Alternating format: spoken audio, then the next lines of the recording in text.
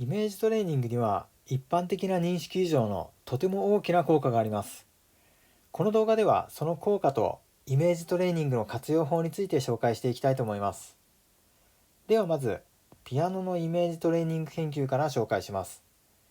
これはハーバード大学で行われた研究で、ピアノを全く弾いたことがない人を集めて、ピアノを全く弾かせずに、指一本動かさずに、イメージトレーニングのみでピアノの練習をするというものでした。するとなんと、イメトレだけで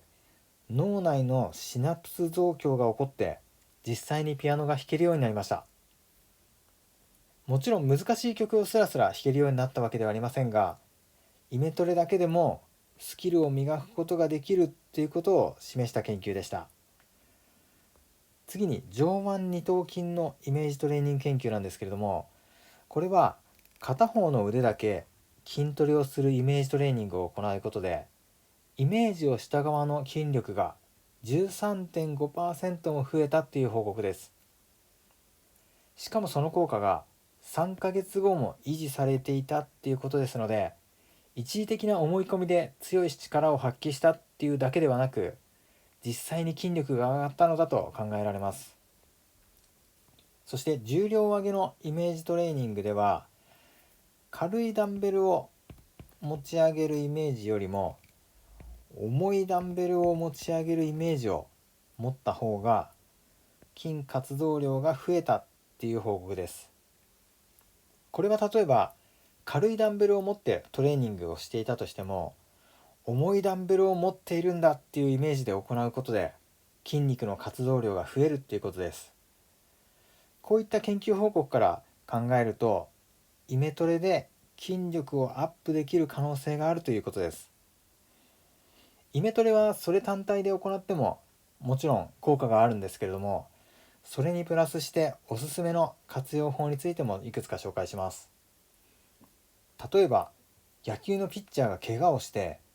ボールを投げることができなくなったとします。そういう状況でもイメトレを行うことで実際に体を動かした時のようにスキルトレーニングをすることができます。これはピアノの研究でお話しした通りです。またリハビリの途中で筋肉にまだ軽い負荷しかかけられないとしても、重量挙げのイメトレ研究のように重い負荷をかけているっていうイメージでトレーニングを行うことで筋活動量を増やすこともできます。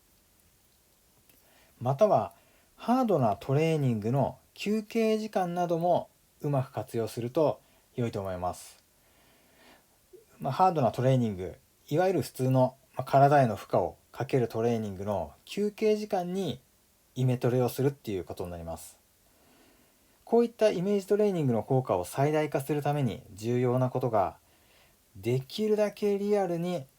そして全力で行うイメージをするっていうことです。このできるだけリアルにっていうところが重要ですので、イメトレをするときはここをしっかり意識していただきたいと思います。また実際の筋力アップトレーニングなどにイメージをリンクさせるっていうこともすごく効果的です。これはこのトレーニングはどの動きのどの部分を鍛えているのかっていうところを明確にして意識して行うっていうものです。例えば普通のトレーニングを10の効果があるとします。無意識のなんとなくトレーニングをしている状況では効果は半分になると言われています。そして一方、しっかり意識してどの動きのどの部分を鍛えているのか、そしてこのトレーニングをすることによってどんなスキルが磨かれるのか、そういうところをしっかりイメージしながらトレーニングをすると2倍の20になると言われています。ですので、例えば今まで無意識でなんとなくトレーニングをしていた方なら、しっかり意識をしてトレーニングをすることで4倍の効果の違いが出てくるということになります。スポーツに限らず様々な分野に応用できることですので、これから行うトレーニングの全てにおいてぜひイメトレを活用していただきたいと思います。検討になります。